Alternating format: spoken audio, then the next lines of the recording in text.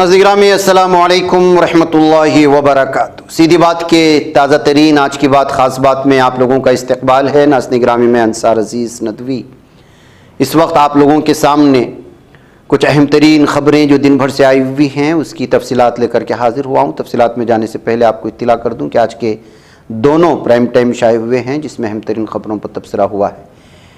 जिन अहबाब ने नहीं देखा जाएँ देखें, दूसरों तक पहुँचाने की कोशिश करें। आइए पहली खबर की जानिब बढ़ते हैं। बेंगलुरु में आज जमात इस्लामी की वुमेंस विंग की जानिब से एक प्रेस कॉन्फ्रेंस का इनेकाद किया गया था।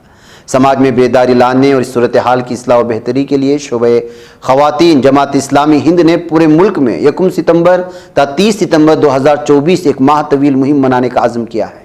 अखलाक़ी महासिन आज़ादी के ज़ामिन के मौजू के तहत ये मुहिम चलाई जाएगी। इस मुहिम में शोबे ख़वातीन जमात इस्लामी हिंद ने इस शऊर को परवान चढ़ाने का आज़म किया है कि आम इंसानी ज़िंदगी की खुशगवारी, खुशहाली अखलाक़ी ज़ाब्तों की पासदारी से ही मुमकिन है।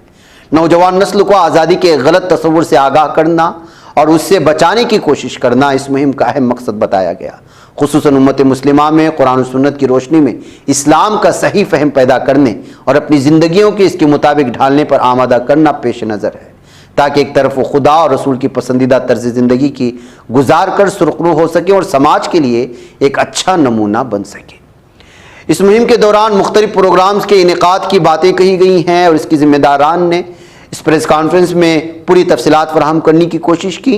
रियासत के दीगर शहर बेलगाम, भटकल, मंगलूर, उडुपी, कप्पल और रायचूर, गुलबर्गा वगैरह में भी जो है ये मुहिम और तफहीम व तशहीर करने के लिए प्रेस कॉन्फ्रेंस से खिताब किया जाएगा। इस बात की भी यहाँ इत्तलात फराहम की गई हैं। इस मौजू पर जिन ज़िम्मेदार ख़वातीन ने गुफ्तगू की हैं उनकी सारी तफसीलात हमने एक और चैनल में पेश की हैं, आप वहाँ सुन सकते हैं। आइए अगली खबर की जानिब बढ़ते हैं। मेंबर मेहराब फाउंडेशन इंडिया की तहरीक का सालाना तरबियती व मुशावरती इजलास मुनक़िद किया गया।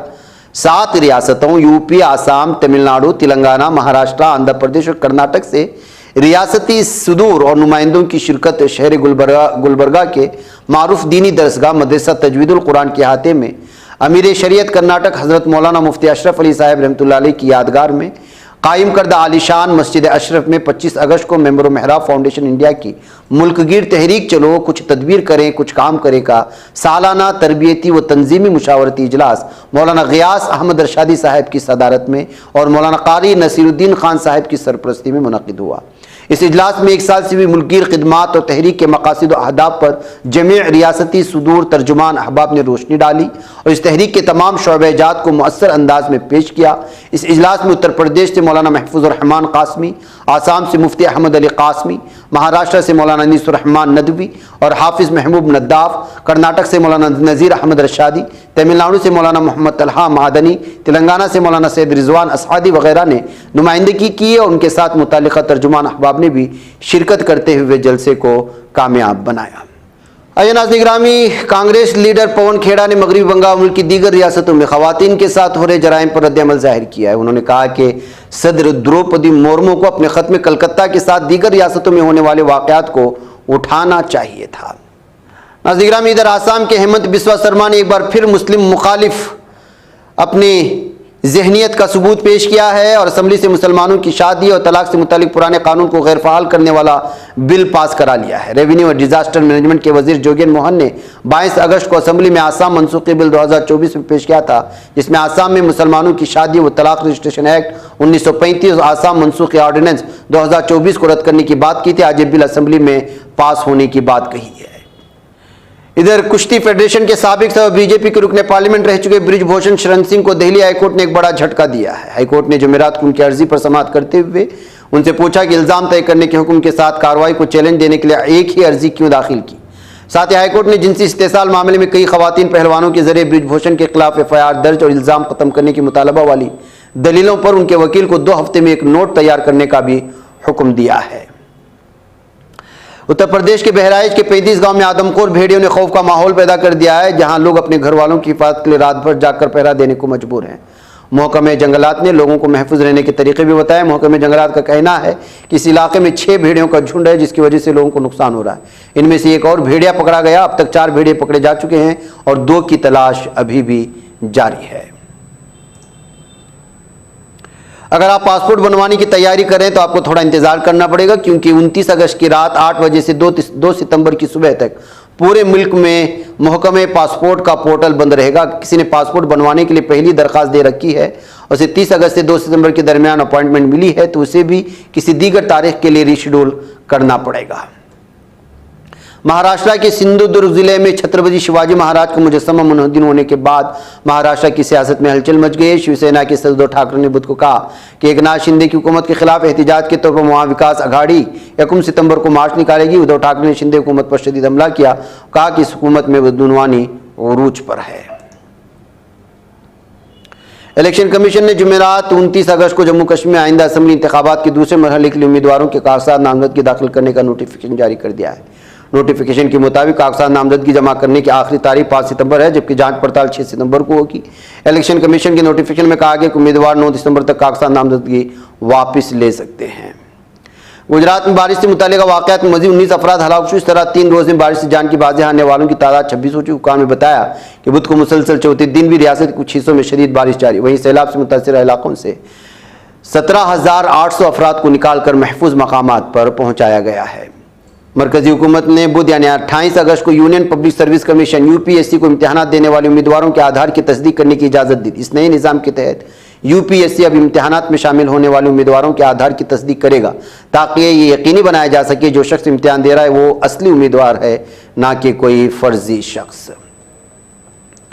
एनसीपी के सरबराह शरद पवार ने मरकजी हुकूमत पर भाईचारे को नुकसान पहुंचाने का इल्ज़ाम लगाते हुए उनकी कोशिश तशवीश है, इसलिए हमें चौकन्ना रहने की ज़रूरत है। उन्होंने अक़लियती फ़िरक़े की सताइश की कि लोकसभा इंतखाबात में बग़ैर लॉब लालच उन्होंने अपने हक़ राय दही का हिकमत अमली के साथ इस्तेमाल किया और इसका बेहतर नतीजा सामने आया। हरियाणा असेंबली इंतखाबात के दरमियान इंतखाबी कमीशन ने बीजेपी को वजह बताओ नोटिस जारी किया। यह नोटिस बीजेपी के सोशल मीडिया हैंडल ने मुहिम की वीडियो में एक बच्चे के इस्तेमाल के हवाले से भेजा है। मरकजी इलेक्शन कमीशन ने बीजेपी की इस वीडियो को संजीदगी से लिया। दरअसल इंतखाबात से मुताल्लिक़ सरगर्मियों और मुहिम में बच्चों का इस्तेमाल इंतखाबी ज़ाब्ते अखलाक की खिलाफ वर्जी तस्वुर किया जाता है। अफगानिस्तान में आज जुमेरात को 5.7 शिद्दत का जल्जला आया। इसके झटके हिंदुस्तान में भी महसूस किए गए। दिल्ली, एनसीआर और राजस्थान के कुछ इलाकों में जल्जले ने लोगों को खौफजदा कर दिया। कौमी जल्जला पैमा मरकज़ के मुताबिक जुमेरात की सुबह 11:26 पर 5.7 शिद्दत का जल्जला काबुल से 277 किलोमीटर शुमाली मशरिक में 255 किलोमीटर की गहराई में था। अमरीकी सदारती इंतखाब दिलचस्प मरहले में दाखिल हो चुका है। डेमोक्रेटिक और रिपब्लिकन उम्मीदवार एक दूसरे पर सबकत हासिल करने की होड़ में लगे हुए। इस दरमियान डेमोक्रेटिक पार्टी के उम्मीदवार कमला हैरिस को एक बड़ी कामयाबी मिली, जिसके तहत उन्हें 200 से ज़ायद साबिक रिपब्लिकन रहनुमाओं की हिमायत हासिल हो चुकी। इन साबिक रिपब्लिकन लीडरान ने अपने खुले खत में तरक्की पसंद रिपब्लिकन हामियों से भी डोनाल्ड ट्रंप के बजाय कमला हैरिस की हिमायत हासिल करने की अपील की है। CIA के नायब डायरेक्टर डेविड कोहन ने कहा कि रूसी सदर व्लादिमीर पुतिन कर्सक में जवाबी हमले की तैयारी कर रहे हैं। अक़वाम मुत्तहिदा ने कहा कि जालिम इसराइली फौज ने अक़वाम मुत्तहिदा की इमदादी गाड़ी को फायरिंग का निशाना बनाया है। ताकतवर समुद्री तूफान शानशान जापान के जजीरे क्योशू से टकरा गया। तूफान ने जजीरे क्योशू में तबाही मचाई है, जहां 3 अफराद हलाक और 40 जख्मी हो चुके हैं। अक़वाम मुत्तहिदा ने जालिम दहशतगर्द इसराइल की जानिब से ज़ैली इदारे आलमी ग़िज़ाई प्रोग्राम की गाड़ी पर इसराइली हमले के बाद गज़ा में अपने अमली की नक़्ल हरकत ताहुक्म सामने रोक दी है। इधर जालिम दहशतगर्द सहनी दरिंदों और जहन्नमी कुत्तों की जानिब से कल सुबह से गज़ा के पट्टी के मुख्तलिफ इलाकों में किए गए हमलों में बच्चों और ख़वातीन समेत 51 फ़िलिस्तीनियों के शहीद होने की खबरें आ रही हैं। गज़ा में सिविल डिफेंस डायरेक्टरेट के तर्जुमान महमूद बस्साल ने अपने टेलीग्राम अकाउंट पर इस हवाले से एक बयान जारी किया है, जिसमें ये तफसीलात फराहम की हैं। नाज़रीन में आज की बात ख़ास बात में इतना। इंशाअल्लाह फिर आप लोगों से मुलाकात होगी। मुझे इजाज़त है। अस्सलामु अलैकुम रहमतुल्लाहि व बरकातहू।